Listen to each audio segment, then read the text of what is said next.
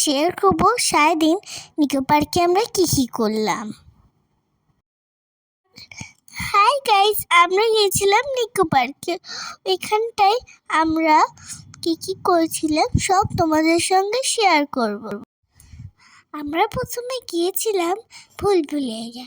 ওইখানটায় তোমরা কি জানো কি ছিল, একটু মিনারে পড়া ছিল। ফার্স্টে আমি পাপার হাত ধরে ঘুরে বেড়াচ্ছিলাম, তারপরে এই পাপার হাত ছেড়ে আমি রাস্তা খুঁজে পেয়েছি অনেকক্ষণ পর। আমি বাইরে গিয়ে দেখতে পেয়েছিলাম হর্স রাইডিং। আমি এই হর্স রাইডিং দেখতে পেয়ে খুব এক্সাইটেড হয়ে গেছিলাম। এটা কিন্তু শুধু ছোটদের জন্য না, বড়রাও চড়তে পারে। আমি, মা, বাবা আর মিমি চারজনে মিলে হর্স রাইডিংটায় খুব মজা করেছিলাম। একবার হর্স রাইডিং উঠছিল আর নামছিল, এরকম করে দুবার ঘুরিয়ে স্টপ করে দিল। এরপরে গিয়েছিলাম অন্য একটা রাইডে। ওইটাই না আমাকে নেয়নি, ওটা শুধু বড়দের, ছোটদের না। তারপরে আমরা চলে গেছিলাম কার রাইডিংয়ে। এখন লাইনে দাঁড়ার পরে আমাদেরও কারে বসে সুযোগ চলে এলো। আমি আর আমার পাপা ছাড়া আর কারোর সঙ্গে বসবো না, এর জন্য আমি আর আমার পাপা আমার একটু পছন্দের গাড়ি বসে পড়লাম।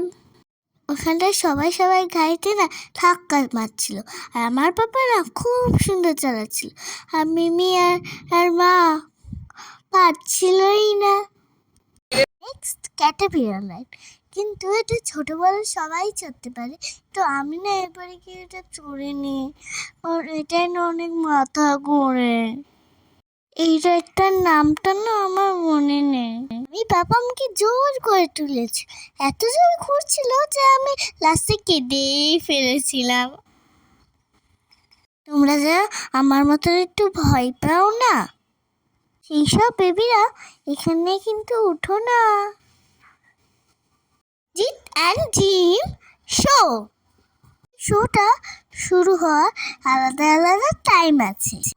আমি শোটা দেখার জন্য খুব আনন্দ করে গিয়েছিলাম। ফিরে বছর সাথে আমাদের প্রত্যেককে একটা করে চশমা দিয়ে গেছিল। শোটা দেখার সময় আমাদের সিটগুলো মুভমেন্ট হচ্ছিল, আর আমাদের গায়ে ছিটে জল আসছিল। আলাদা একটা এনজয়মেন্ট করেছিলাম। ঘুরতে চলে এলাম বেবি পার্কে। এই পার্কে আমার মতন ছোট বেবিরা আনন্দ করে খেলতে পারবে। আমি কিন্তু খেলার আইটেমগুলো চড়িনি, কারণ আমার তো একা ভালো লাগছিল না। আমি না ফার্স্ট টাইম বোর্ডিং করলাম, আমার না খুব ভালো লেগেছে। তারপরে না আমি রোপওয়েও চড়েছিলাম, কিন্তু রোপওয়ের ভিডিওটা না করা হয়নি। এতক্ষণ ঘোরার পর না সবাই খুব খিদে পেয়েছিল, তাই আমরা খেয়ে নিলাম। এরপরে তো আমার আসলে জায়গা ওয়াটার পার্কে ঢুকি, তাড়াতাড়ি জামা কাপড় চেঞ্জ করে দৌড়ে সবার আগে চলে নেমেছিলাম।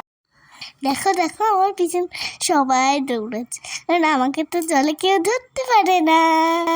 খুব সুন্দর পাহাড়ে ঝর্ণা ছিল, তার জলটা না খুবই ঠান্ডা। দেখতে পেলাম আমার প্রিয় কালারের অক্টোপাস স্লিপ, সেটা আবার জলের মধ্যে।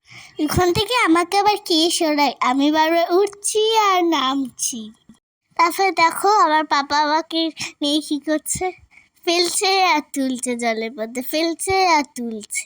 পাপার এই কাজে আমি কিন্তু খুবই মজাই পাচ্ছিলাম।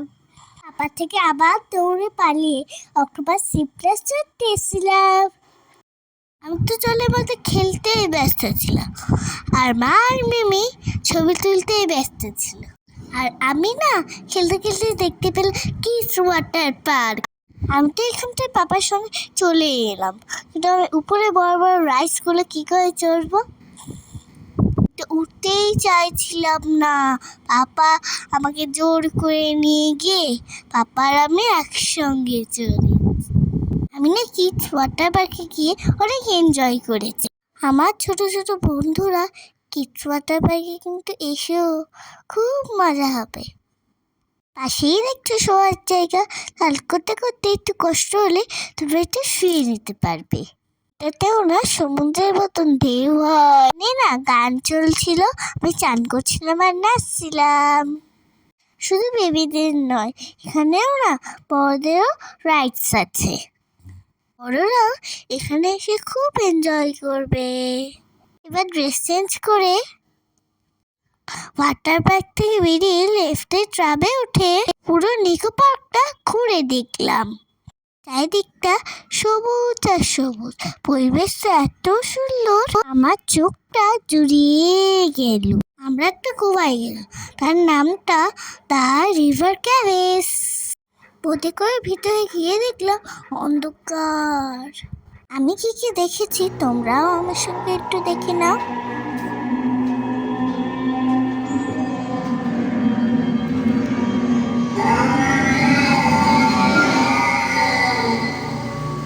কুয়াটার ভিতরটা ছিল অনেক বড়, তোমাদেরকে পুরোটা দেখাতে পারি, তার জন্য তোমাদেরকে ঘুরে আসতে হবে।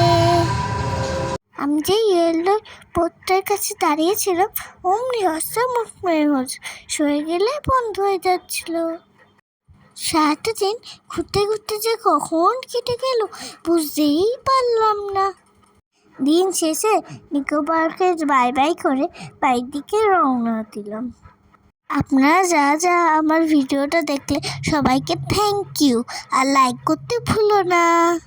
Bye bye.